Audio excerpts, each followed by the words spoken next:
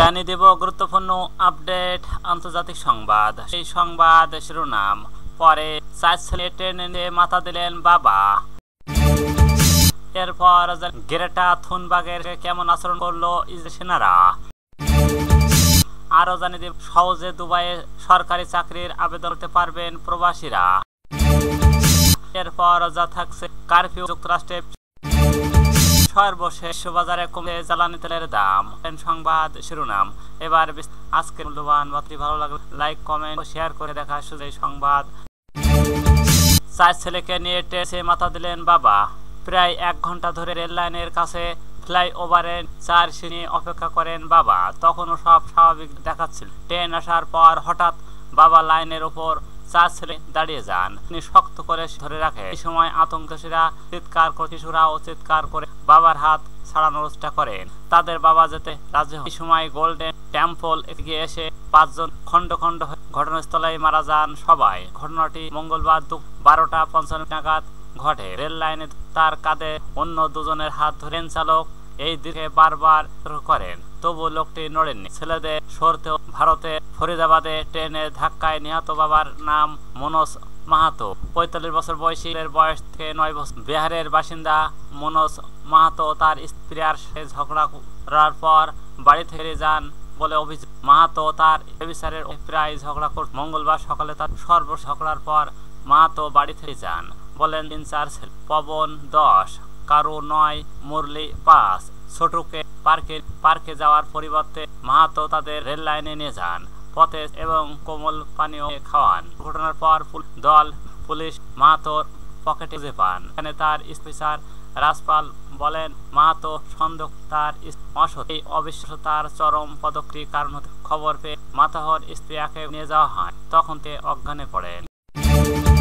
Greta থুনবার্গের সঙ্গে কেমন আচরণ করলো সেনারা।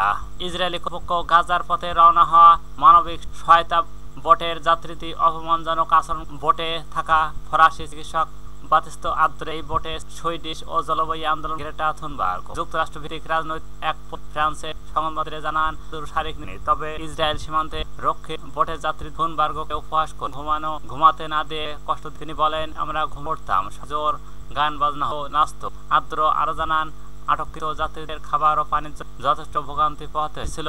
মদলি যা ফ্রিডম ফ্লোটিলা ও কোয়ালিশন ইতালি থেকে 1 জুন গাজার যাত্রা ছিল। যুক্ত গাজায় সাধারণ মানুষের কাছে মানবিক সহায়তা পৌঁছে দেওয়া। সোমবার ভোরে গাজার প্রায় কিলোমিটার দূর নৌবাহিনী বোটটি থামিয়ে যাত্রীদের আটক করে। মঙ্গলবার বাতিস্ত আদ্রে বলেন আমি অঙ্গ নই, যা ঘটছে তা ব্যবহার। সহজে দুবাইয়ে সরকারি চাকরির আবেদন করতে পারবেন প্রবাসীরা। দুবাইয়ের সরকারি খাতে কাজ করতে আগ্রহী প্রবাসীদের জন্য সুসংবাদ। বর্তমান স্বাস্থ্যসেবা, শিক্ষা, তথ্যপ্রযুক্তি, অবকাঠামো, নগর পরিকল্পনা এবং সামাজিক সেবা সহ দক্ষিণ দুবাইয়ের সরকারি বিভাগ ও সংবাদ মাধ্যম গালফ নিউজ দুবাইয়ের প্রবাসীদের সরকারি চাকরির আবেদন প্রক্রিয়া বিস্তারিত।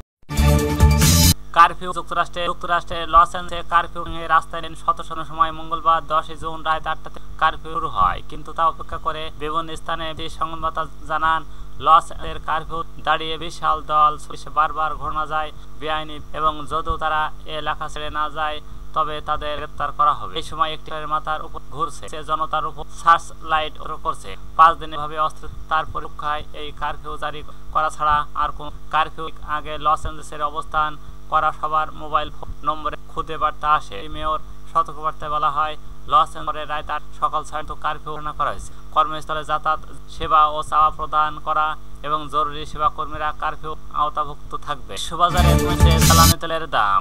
বিশ্ববাজারে অপরিশোধিত জ্বালানি তেলের দাম আরো কিছুটা হ্রাস পেয়ে বুধবার 11 জুন সকাল পর্যন্ত বাজারের পতন লক্ষ্য করা গেছে। যুক্তরাষ্ট্রে ও চীনে তার কার ও চলমান বাণিজ্য আলোচনা এখন ডোনাল্ড ট্রাম্পের চূড়ান্ত অপেক্ষা এমন অনিশ্চিততা এবং দুর্বল চাহিদার প্লাস উৎপাদন ঘটনা তেলের দামে নেতিবাচক প্রভাব ফেলে। খবর রয়টার্সের। বাজারের সর্বশেষ তথ্যে উচ্চারছে দর বা $0.6672 অপর ইন্টার ও WTI এর দাম 10 বা 0.1%, যা বর্তমান $64-88। লন্ডনে কর্মকর্তা আলোচনা তার কাঠামো মার্কিন বাণিজ্য হাওয়ার্ড তিনি বলেন তা কার্যকর হলে বিরল খনিজাত ও রপ্তানি প্রতি সবচেয়ে অর্থনীতি বাজারে